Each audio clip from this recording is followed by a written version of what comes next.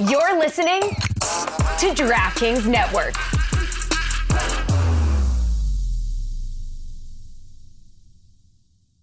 McDonald's presents Burger Reviews by Hamburglar. Today's review, the hotter, juicier classic burgers. Mr. Hamburglar. Robble, robble. He said, of all the McDonald's burgers I've ever hamburgled, these are the hottest, juiciest, and tastiest. Brabble. Hamburglary is on the rise. Get caught with a medium double cheeseburger meal for $6. Price and participation may vary. Promotion pricing may be lower than meal price. Comparison to prior classic burgers. Ba-da-ba-ba-ba. This is the Dan Le Batard Show with the Stugotz podcast. The guest you want in sports today is not LeBron James. It is not anyone playing in the NBA Finals. It is not Dan Hurley. It is Mike Johnson. He is the guest that this show most desperately wanted to get on today because we are getting a second helping of Greg Cote, and these two have made magic all week. Mike is with TSN in Canada, the NHL Network as well. He is flying down here to kick Greg Cote's ass. He is the Charles Barkley of Canada, according to Adnan Virk. Yeah, I appreciate that from Adnan. Is that as strange to you as it was to us? Well, I wish I was getting paid like Charles Barkley. That would be nice. Right. Yes, Adnan, he's a neighborhood guy. Right. We know each other for a long time from Toronto. So I think he meant it like a compliment without the Hall of Fame career, of course. All right. Mike, we want to, because we're Team Greg Cote here, just so you know, okay? We are Team Cote, and we appreciate you doing this. You are a brave man. Is there any chance that Greg Cote might be a little bit right about what he wrote about Connor McDavid? No. Zero. Zero chance. Wow. Zero. Less than zero. Literally, you can say that for him to be considered one of the greatest player of all time, or to fulfill all the potential he has, winning a Stanley Cup would be part of that conversation. But to suggest for a second that Connor McDavid is overrated in any capacity is doing a disservice to how great he is and the attention that he deservedly is getting. So no, the overrated bit, it is indefensible. I was preparing for this. I was watching Scott Mitchell highlights all day long just to make sure I knew exactly what I was getting myself into. Sure. But I don't think, this is on the Marino Mitchell scale of ridiculousness in real time. Oh, Mike's done his homework. Mike's done his homework. He threw in a Marino Mitchell reference. It was well done. That's why I'm laughing so hard. It was a good job by Mike. Well, Mike, it's not just that. He's now officially calling him an underachiever. Yeah, he's a little bit of both. A little bit of both. Yeah, Boy, are you on Team Cote or Team Mike? What's the matter with you? I'm on Team myself at this situation. He's Team Mike. Here's the thing, Mike. I am the biggest champion Connor McDavid has. Okay, I'm a bigger champion You're of his. Canadian. I'm a bigger champion. Yeah, Cote. That's a Cote. That's a popular name in French-speaking Canada. I'm his biggest champion for this reason. I am holding him to the highest possible standard. Okay, I recognize all the stats are great. Future Hall of Famer, fastest player, wonderful talent. I get all that. But if you're going to call somebody generational, McJesus, the chosen one, the next Gretzky, and he plays 9 years without a Stanley Cup, he eliminates himself from the conversation for greatest ever or for being beyond just a great player in his time. He has to win at least a Stanley Cup and maybe more than one. And I want to challenge you, Mike, to answer this question. Okay, if and the Panthers, as you know, are a slight favorite in this series. If McDavid goes another year without winning a Stanley Cup, you wouldn't begin to wonder if that's missing from his resume? Well, no, of course it's missing from his resume. The question you need to ask yourself is, what is the weight of that? But is it fair to hold a hockey player? Because hockey's not basketball. LeBron can take, Zydrunas Ilgauskas and Mo Williams and get to the final. You can't do that in hockey. Not if you're Austin Matthews, not if you're Connor McDavid. You can't do that if you're the best player. Okay, that's not how you win. Hockey's got 5 skaters, just like basketball has 5 players. Math. Wow. And Wayne Gretzky. So how much does the best basketball player play? Wayne Gretzky in the same city. Point counterpoint. Won 4 championships in, I think, a 5-year span in Edmonton. So if you're that when good, there were 21 teams in the league if and no you're salary that good, cap, you lift a franchise in a way that Connor McDavid hasn't yet. Dad, I feel like you're not really listening to his points. Yeah, you got some good job like, what do you say to his point that LeBron plays 48 minutes, like 42 of the 48 minutes, while a hockey player isn't going to be on the ice They that have much? shifts. No, you're right. I mean, he probably plays, 7-8 minutes a game? So it's hard to hold. 7 or 8 minutes a game. Yeah, this is what we're talking about. 7, 8. What? Oh, Greg. I mean, Okay. How many minutes does Connor I think at some McDavid point, play? I don't have to say anything. About 20. No, but like a hockey player, he'll play 22 minutes a night. Okay. And if you think, okay, what does he have to do? 7 Who to are 8 the in real greatest time. players sort of in the last 40 years? Gretzky and Lemieux, right? Right. So where's Connor McDavid rank all time in points per game in the playoffs? Connor McDavid's job is to produce offense. He's third all time in the history of the NHL behind Gretz, behind Lemieux in points per game in the playoffs. So you can wax poetic about the gaudy stats in the regular season. They're gaudy in the postseason as well. It's his team. The reason why he's on Edmonton is because they were terrible. I did. Yeah, Greg, we were talking to you in your ear. Wait, hold on, Mike. Is Greg saying that Connor McDavid plays 7 to 8 minutes worse than the original take? Well, I mean, I think it's sort of I kind of win the conversation by He default must have there, meant no? 7 When or he 8 said 7 or minutes 8 per minutes. period. I That's all meant- Greg was Yes. saying. Yeah, I Team meant Greg. per period. Yeah, I per did. period. Yeah, because I always talk about Extrapolate. basketball times by quarter. Yeah, that's right. Exactly Of course you do. Right. Yeah, it totally makes sense. Yeah. Play 11 minutes a night. Mike, answer me this question. And I Mike's winning right now, by the way, just so you okay, know. Okay, no not pressure. so fast. No pressure. It's a yes. Let the I man know. talk. Plenty of game left. It's a yes or no question for Mike Johnson. Okay, if Connor McDavid goes his entire career without winning a Stanley Cup, will he still be in the rightful conversation as one of the greatest ever? Yes, absolutely. All right. For what he's done, the nature of hockey being what he is. Now, Connor McDavid, he's won a world championship under 18. He's won a world junior championship. Okay. He's won a world championship. He has not won Olympics or World Cup because he hasn't got to play in those. And the Stanley Cup, the bigger the NHL gets, the more you're going to see great, all-time great players not win Stanley Cups. Is Henrik Lundqvist not an all-time great goalie because he didn't win a Stanley Cup? Well, I think he probably is. This is the nature of hockey. Yes, the guys who did it in the 70s, the 80s, and the 90s, they had an advantage. It was easier back then. No salary cap, smaller league. The way it's spread out now, it's going to be harder. Now, I expect him, and I think he expects it of himself. Greg, you're not wrong. He would expect it of himself to be able to do this. But I'm saying, even if he goes over and he gets his team to a Stanley Cup final, 2 conference finals, does nothing else more than what he's done already, he is still on the Mount Rushmore, expanded to 5 with Bobby Orr and Gordie Howe, of all-time greats in the history of the NHL. Like, that's where he's going to end up, whether he wins 1 or 0 or 3. Mike, I would say you're wrong because for me, the way I do it is if I'm sitting with my grandchildren years from now and they ask me about the greatest hockey players of all time, and Connor McDavid has not won a Stanley Cup, I will rattle off a ton of names before I get to Connor McDavid. If he wins 1 or 2, I agree with you. But unless he wins those, I will start rattling off names like Bobby Orr, like Wayne Gretzky, like Mike Bossy, like Ovechkin, like Mario Lemieux, Sidney Crosby, guys who have actually won the Stanley Cup trophy. And that's fair if that's how you want to remember him. But if you dissected the game, if you paid very close attention, to suggest for a second that Mike Bossy was better than Connor McDavid would be just wrong. Wrong on every level. Now, he won more. Well, he's got and 4 we can cups. say that, and that's totally fine. Yeah. And he won 4 cups in a row. Yeah. Absolutely. And he's one of the greatest goal scorers of all time. Yeah. Connor McDavid's better than him. He Mike- is now, and he will be when he retires. He's not. Mike, I'm going to ask you a question honestly, and I mean this in all due respect.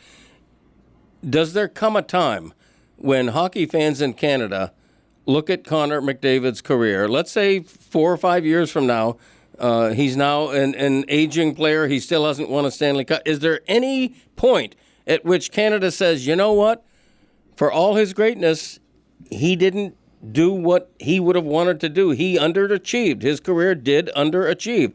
What does it have to get to for Canada to believe that?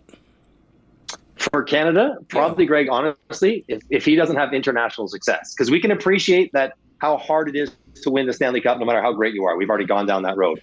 But when he plays for Canada, he is on the best team. He is supposed to win. He is supposed to be the best player in those tournaments where he does win. And so if he plays in the Olympics in 2 years, this 4 Nations thing next year, that's a bit different. But if he goes without winning an Olympics gold medal, then I think Canadians say, you know what? He probably didn't win at the highest level when he should have. Not necessarily referring to the Stanley Cup final, which might be part of it, but also international play. Is it fair to say that the Stanley Cup championship is of less and less importance in Canada because the country hasn't won a Stanley Cup in 30 years? My Let my boy cook. He's burning the food. Mm-hmm. No, I would think it probably becomes more important because it's been so long. We have an entire generation of people, like kids my age, have virtually no recollection of a Canadian team, any Canadian team, let alone your favorite team, winning. So I think it becomes more important. But we're also comforted in the fact that every year the Stanley Cup winning team has more Canadians on it than any other nationality. So we feel pretty good about that as well. Mike, how'd you feel when you said this? Greg. You nailed it. You had to feel good about yourself there, right? Greg. I mean, I listened to it back. I'm like, was I rude? I'm like, probably not. But Greg, come on, Greg. Then your name? It was so condescending. It was so well done by Greg. And by the way, just for the record, Greg doesn't care. He loves that you're talking about it. He loves that Canada's talking about it. Greg wrote a column. He's a great columnist, and he set out what he was trying to achieve, which is make Canada angry. I mean, I gave him props in doing it. I'm like, listen, he won. We're talking about it. He got what he wanted. We're in Canada in the off week of the Stanley Cup final. I'm talking about Greg Cote, not Cote, which he would be in Canada. So, yeah, congrats to him. And it wasn't even a full column. It was like a 2-paragraph byline, but it did exactly what he wanted. Right. And you think, like, he's joking about me getting fired up. I'm not. I don't think, they asked me a question. I reacted to a very crazy headline in a column.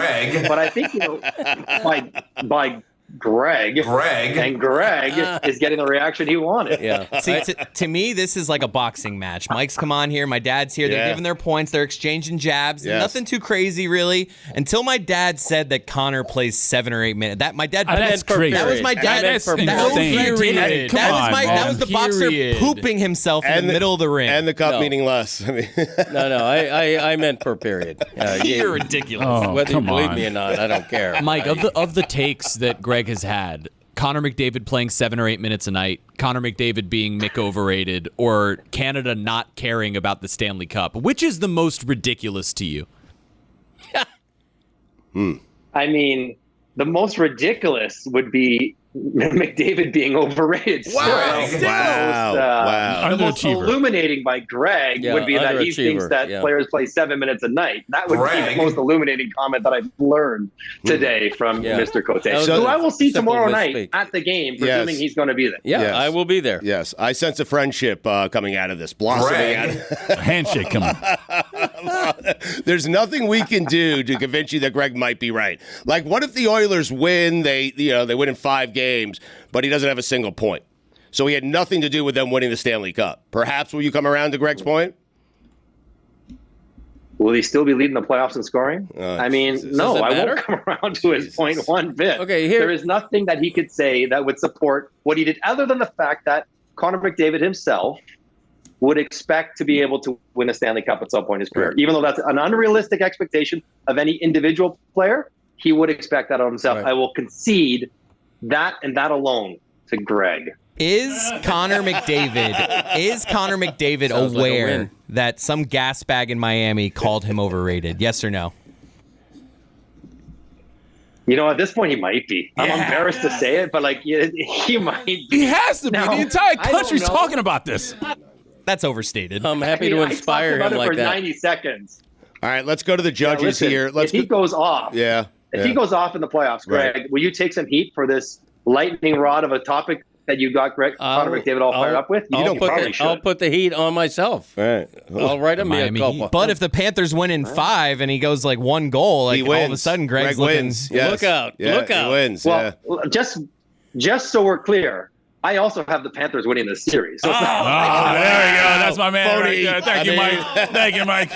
Yeah. All right, let's go to the scorecards here because Mike made some really great points. Greg didn't make a single good point. I have Greg Cote 10-9. Thank you. Mm-hmm. I think Mike won this. I'm going with Mike. 10-6, dude. 10-9, Greg. Yeah. 10-6, Mike. Roy, what's the matter with you? Yo, come on, man. What are you talking about? My friend Roy Bellamy. Thanks for nothing. 7 to 8 minutes per game for Connor McDavid. Per period. Come on, wake up. A man can't misspeak. Good Thank Lord. God for Roy. Someone with some integrity in that studio. I'm not Roy, perfect. the only Thank one I you. can count on. Thank you, Mike. That is so funny. All right, he is the Charles Barkley of Canada. You can check him out on TSN in Canada, the NHL Network as well. He is flying down here. He's going to fight Greg Cote. Mike, we appreciate you doing this. Back streets back. All right. Since the dawn of mankind, we've cooked our food over an open flame and debated the best way to grill. One thing not up for debate, grilling and beer always go together. But not just any beer would do. Whether you barbecue, Texas style, or just celebrate Wednesday with burgers and dogs, I love Miller Lite. Every single time my team plays on television, I am sitting behind that television screen with a Miller Lite or 3. Miller Lite keeps it simple. Undebatable quality, taste as great as your barbecue. It's the beer that strips away everything you don't need and holds on to what matters the most. With the Miller Lite in hand, grilling doesn't just taste great, it tastes like Miller time. To get Miller Lite delivered right to your door, visit MillerLite.com/Dan. Or you can find it pretty much anywhere that sells beer. Celebrate responsibly. Miller Brewing Company, Milwaukee, Wisconsin. 96 calories per 12 ounces. Don Le Batard. I got somebody here making fun of me. How old do you have to be to reference Shecky Green? Man, I went comedically there with the funny name of a comedian. That's on you for not knowing who Shecky Green is. Oh, you got to know who Shecky Green is. No, you don't have to know who Shecky Green is. But your ally. I don't like my allies King here. of the Borscht Belt. Stugotz. I have the soul of a Borscht Belt comedian. I should be in the Catskills in 1945, opening for Shecky Green. That's who I was destined to be. This is the Don Le Batard Show with the Stugotz.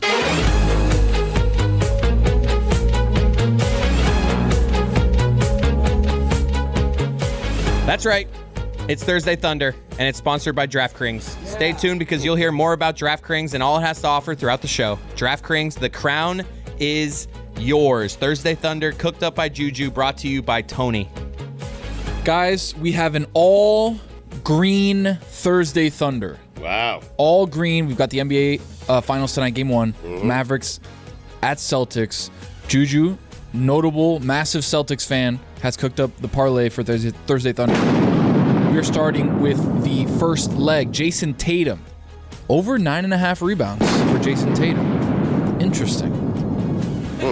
Interesting. Yeah. Over 9.5 rebounds. Yeah, it is. Interesting. Yeah. Al Horford, over 4.5 rebounds. Big rebounding night for the Celtics. A lot of missed shots. Apparently. Tatum has had over 9 rebounds in 6 of his last 7. So something to keep an eye on. Last leg here, Jaylen Brown over 22.5 points. Thank you. Needed Thunder. I was waiting for the Thunder, yeah. Right. So that's Jason Tatum over 9.5 rebounds. Al Horford over 4.5 rebounds. Wow, what? Jaylen Brown over 22.5 points. That gives you a nice plus 500 for Thursday Thunder. Book it. Book it. Really cranked up the Thunder there. Book it. Kind of sounds like a lion's roar a little bit, too. Pride of the Lion. Out now. Hey, Father's Day. Well done. Promoted. It's been promoted. Yeah. Game 1 of the finals is tonight. Carter Verhaeghe going to join us coming up. The Stanley Cup finals get underway on Saturday. I think the Celtics, man, I don't know what we're doing with this team. Dallas has had a nice run. Luka and Kyrie have been great. This is not Luka at 100%, but the Celtics have been the entire season a historically good team, a great team. And offensively, I think they have too much for Dallas to handle. But here's where I think they win the series. I do. Because Luka is so good. And he's thick. And he's tall. He's like 6'7", 6'8", Luka. And he has amazing ball handling skills. And he can get any shot off. But here's what the Celtics have. And it's why I think it bodes well for them in the series. And I don't think it will be much of a series. I think the Celtics will either sweep or they'll win in 5 games. Little gentleman's sweep. They have so many guys they can run at Luka Doncic, whether it's Tatum, whether it's Brown, whether it's White, whether it's Drew Holiday. There are a lot of guys that they can throw at Luka, Greg, and for that reason, they're great offensively. But defensively, they have 4 guys who can match him in terms of height, not skill, but in terms of length. And I think that's why the Celtics win this series and win it rather easily.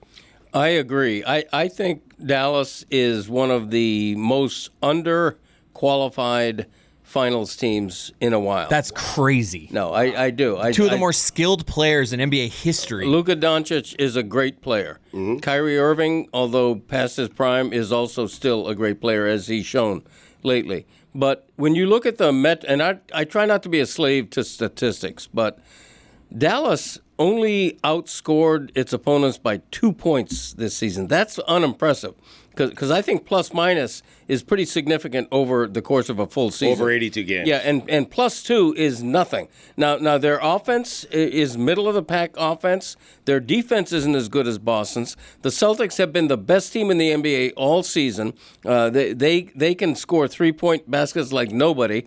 And I just think it has the potential to be a rout, like Stugotz says. A sweep would not surprise me. A 5-game series, to me, is almost the betting favorite. I would be surprised if this wasn't at least a somewhat competitive series with the way that Dallas has played, particularly in the second half of the year since the trade deadline. Yeah. They added P.J. Washington and Daniel Gafford at the deadline, and those are two guys in their top 6 in minutes. It's their starting center. It's their starting power forward.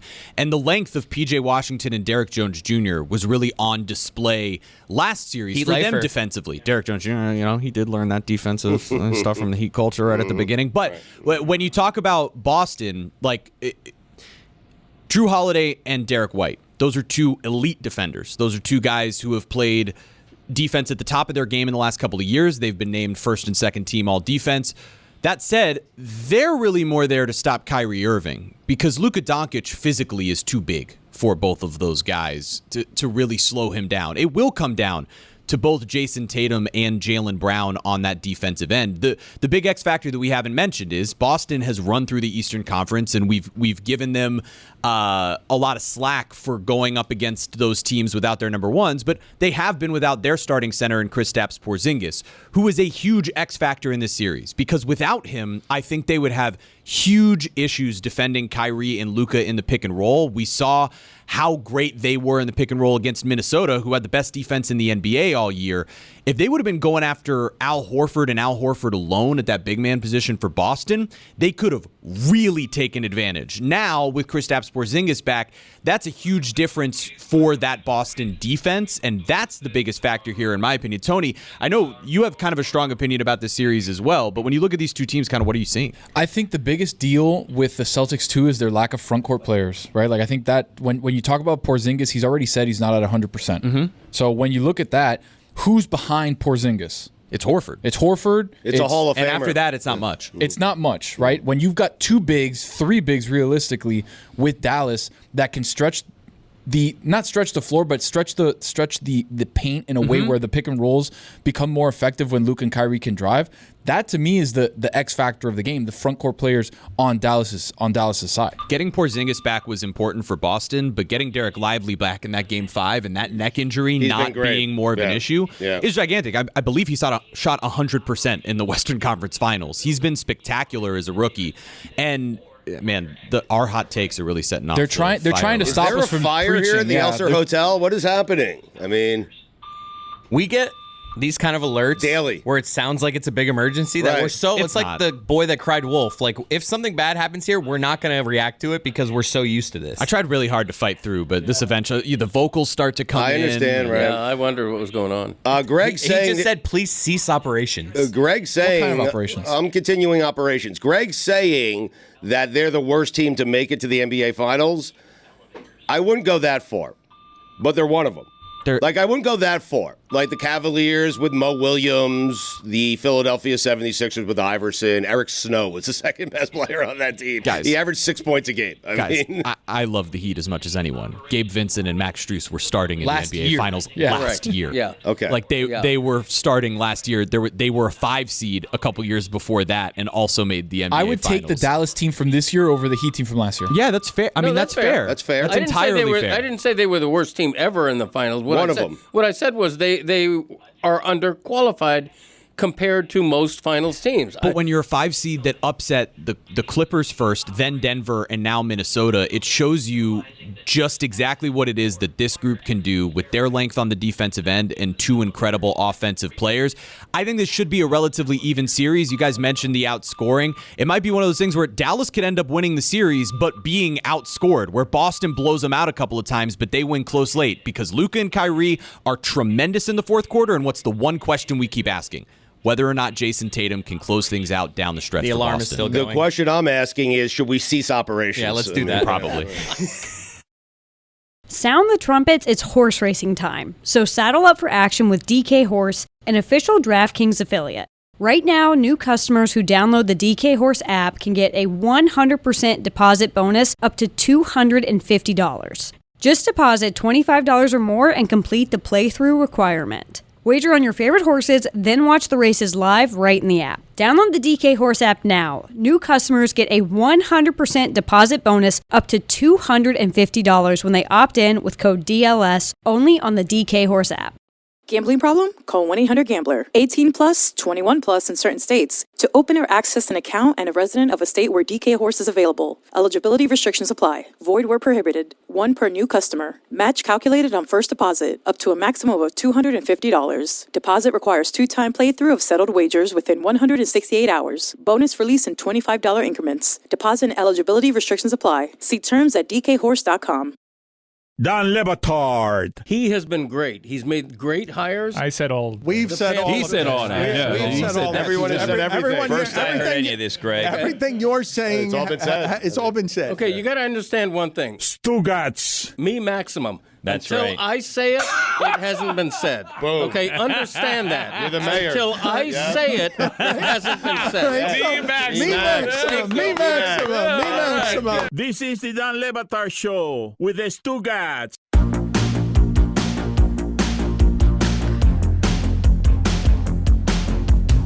The interview just started. I just want to start this by saying I love you and thank you. What are you doing? I'm a three-year season ticket holder. Right. And he's changed my life, and I just want to say thank you. It's true.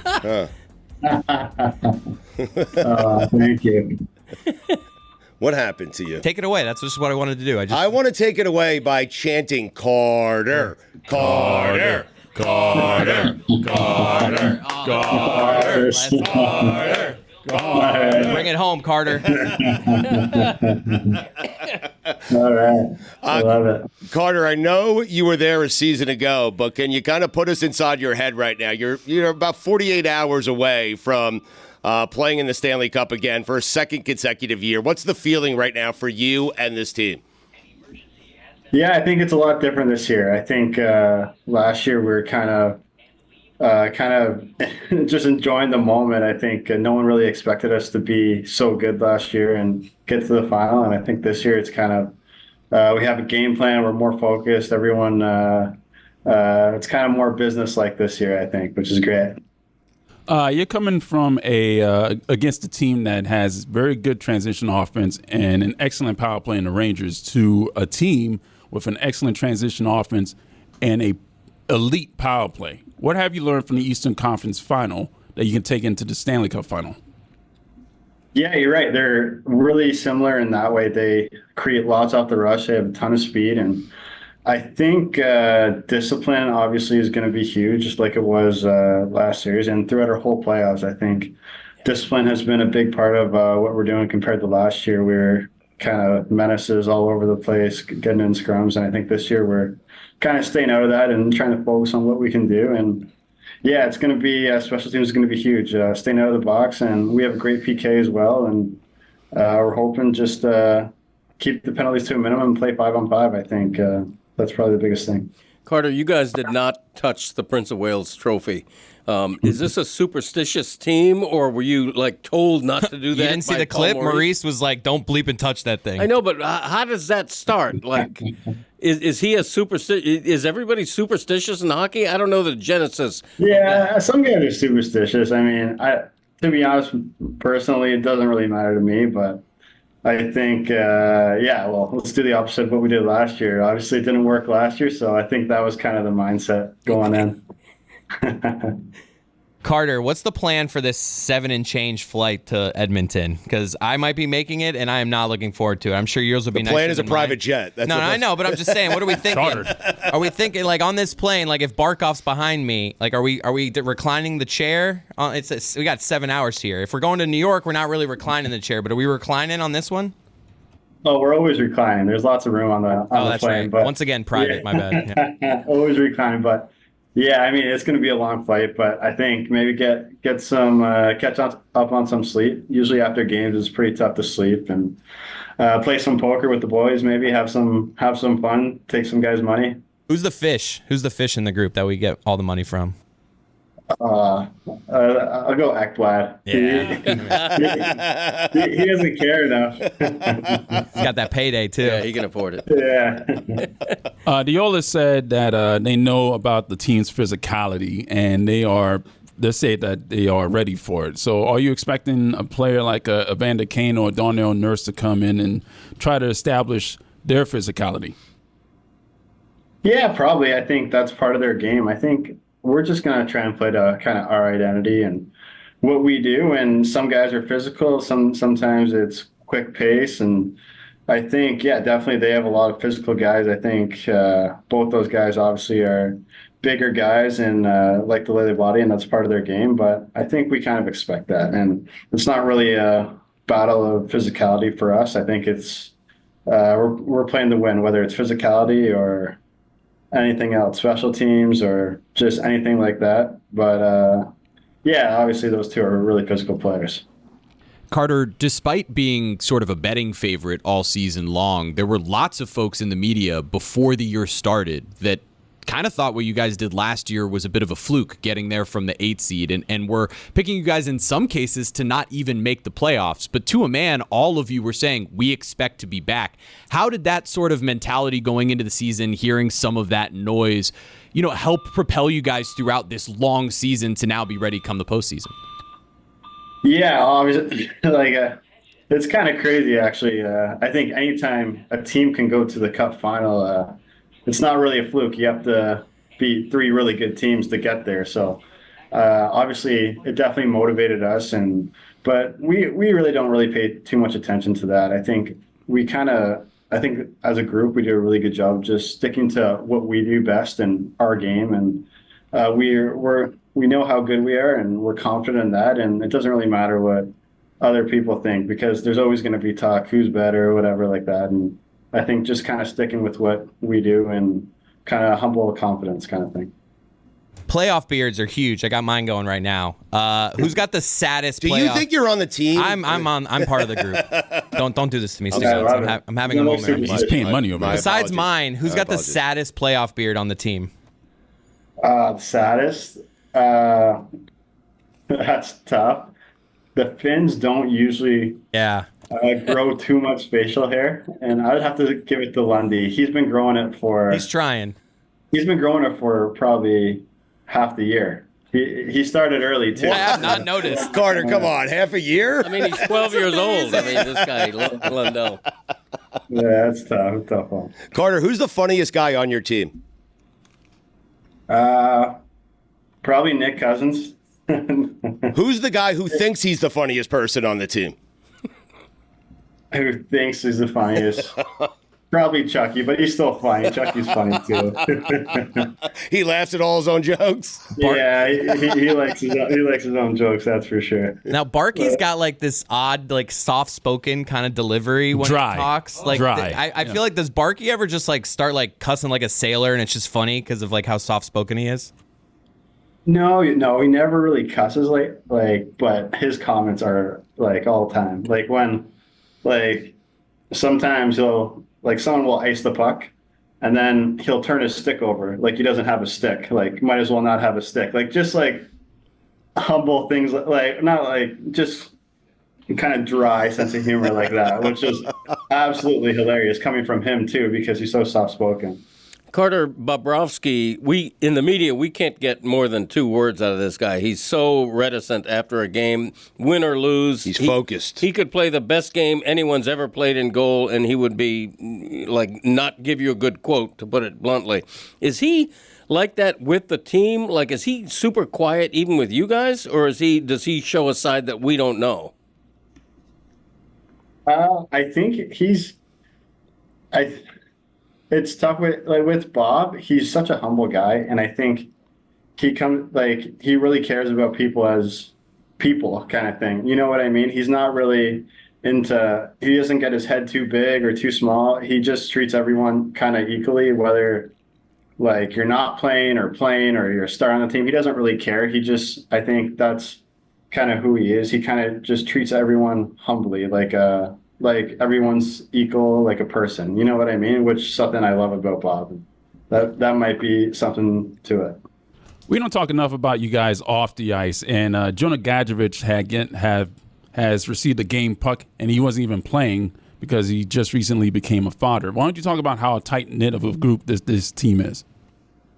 Yeah, this team is so tight. I mean, everyone loves each other in the room. There's pranks going on, games going on, and I mean, it's an awesome time playing for our team. And yeah, I mean, like, to do something special, it doesn't take 3 guys or 1 guy or 5 guys. I mean, it takes a whole team. Everyone's here every day. Everyone wants to pull in the rope, whether you get contributions in practice or like there's so many more things to it than just the product that people see on the ice. And I think Gage has been awesome all year. He's been in and out of the lineup. And I mean, for him to, be with the team when he just had obviously a birth of his kids, I mean, it's awesome. And we're also happy for him. And yeah, it just feels more like a family kind of thing. You said all that, and all I heard was the word prank. What was the best prank this year? What's the best thing that happened inside that dressing room? Oh, I gotta. There's so many. You're editing yourself. I like it. They seem to always revolve around the same couple people. It's always Cuzzy, Monty, and Chucky. They're always of course. Something always happens to one of them. I think the other day, I think Cuzzy, I guess someone took when we get to the rink, we get changed into our clothes, like our Panthers gear and stuff. And someone took his clothes and moved his car and put his clothes, drove his car to a different parking lot with his clothes in it. Oh my God. It was over at Ed Moore's. Yeah. That's great. Sometimes in between rounds, we're getting bored, so guys are... Oh, log wait. Yeah. Carter, my name is Chris Cote. Can you give me a cool hockey nickname? Oh, that's a tough one. Codes, maybe? I like it. Codes. Yeah. Chrissy? No. Nope. Codes. He gave you one. All right, he did. I got it. Codes, yeah. Carter, you're from Canada. You're playing Edmonton, and we've been talking about this all week. Like, how does this work in Canada? I must think that Canada is frustrated that Florida owns hockey, okay? Because we do. Between you and Tampa, we own hockey, and it has to frustrate Canadian fans because we're new to hockey. But how does it work in Canada? Do all the different cities get together and root against the Panthers? How does that work? No, I don't think so. I think there's so many rivalries in Canada as well that I think probably Calgary fans don't want to see Edmonton winning. You know, I don't know exactly how it works, but I couldn't imagine Tampa fans wanting us to win. You know, right? Yeah, I don't know. I know, but Canadians as a country, they feel like hockey is their game, right? And so it must drive them crazy that a team playing in Sunrise, Florida, and another team playing in Tampa, Florida, own hockey. That has to be frustrating to Canada, right? Yeah, for sure. I could imagine. I don't know. Yeah, I'm sure. Yes, they probably want the cup back in Canada for sure. I mean, I could only imagine they're pretty diehard fans. When you win it, you can bring it back there. Okay, I mean, how about that? Talk about Gustav Forsling's play so far. To me, it seems like he could very well be in line for the Conn Smythe Trophy. And Vladimir Tarasenko, I noticed during the last series how great he was defensively, and he finally got a goal in Game 6. Talk about those two playing. Yeah, obviously, starting with Gustav, he's been unbelievable all year, too. I think he's finally getting some of the credit he deserves. I think a lot of the time, last couple of years, he kind of just flew under the radar. No one really kind of respected him. And I mean, he's such a good skater, so good defensively, offensively. He does it all for a team. The penalty kill. I think he could play on the power play, but he doesn't even play power play because we need him for all the other aspects of the game. You know what I mean? And he's been such a horse, and he's such a great player. And Vladdy's been awesome too. I mean, like that's the thing about our team. Like we feel like such a team that when one guy's not going one night, someone else will. Everyone's kind of pulling the rope, and Vladdy's been unbelievable. He scores big goals, a huge one in Boston, and I mean, blocking shots. I mean, it feels like everyone's just pulling the rope in the same direction. Codes here.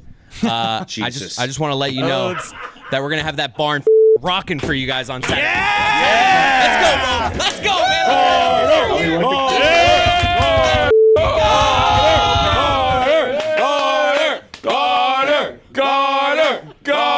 Carter, you bring that cup home to its rightful place, Sunrise, Florida. Let's go!